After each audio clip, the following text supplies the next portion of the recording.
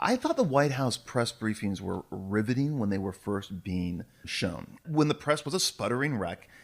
And then it just became embarrassing after a while. And I really thought that it would have been a huge favor to the press to just black them out, just to have them and not televise them, because the press was unbearable, right. Absolutely unbearable. And sometimes I check in and I'm so mortified by the state of the press that I just can't watch. You had suggested one time, well, why not just do it in prime time? Why not just put these? They'll get huge ratings, and then we can sell ad time as well. How did this happen, and why does everyone hate the media so much, including my millennial boyfriend, who was at one time very much pro MSNBC.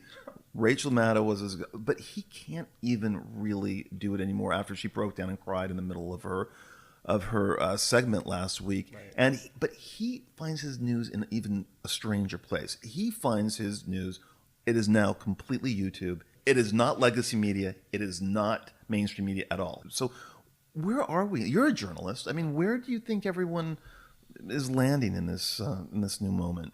I think, I saw it happening in the LA music scene. I think it's trickled over into the mainstream media. I think it's this obsessive need to course correct things that are just fantasies for the most part. I think the biggest problem for me with you spoke about the White House press briefings is it's become a circus. You see so-called journalists who've become so emotionally kind of unhinged and Jim Acosta. It's not just Jim. I mean, it's even like Brian Karem at Playboy, who stood up and just yelled at Sarah Huckabee Sanders and accused her of not having empathy and behaving like this petulant child. And I probably shouldn't be saying this because he's a fellow Playboy guy, but he went on the news and this obsession with empathy is just bizarre to me, because it's not about empathy. It's about solving problems. We should figure out a way to solve comprehensive immigration reform in this country. Everybody wants it. Nobody wants illegal immigration.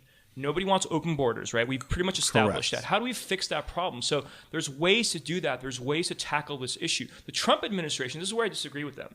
They're they're playing chess, right? I mean, the separation is a tactic designed to make the Democrats vote for funding for the wall. Right. That's what this is. And it's probably going to work, but I don't know if it's going to lead to the outcome they want. But I think it's it's leading to a paranoia that I think this is where I disagree with Trump. I think you have to understand these people are emotional, they're sensitive. The left is extremely emotional and sensitive. You have to be able to I have to do it on a daily basis. Yeah. Okay, yes.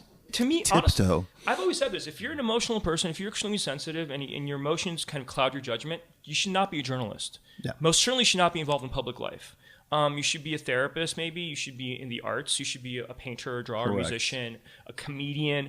Do not get involved in journalism. You're embarrassing yourself. You're making your country look bad. You're making your publication look bad. I mean, these briefings, if I was there, I have so many questions I can ask Sarah Huckabee Sanders that are important. Yeah. Like, what is going on? What are the steps we're taking to solve these problems? What do you think the media should be doing? I mean, it's like there's so much to do, but it's just, I think a big part of this is guilt. I think they have such a nasty sort of guilt from hundreds of years of, I guess, problematic history that the United States has had in certain issues in certain places.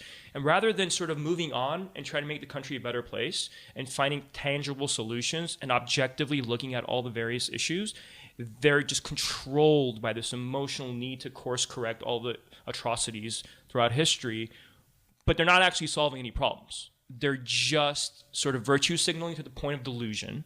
And it's funny to me. That's why I love watching the briefings, because it's comedy.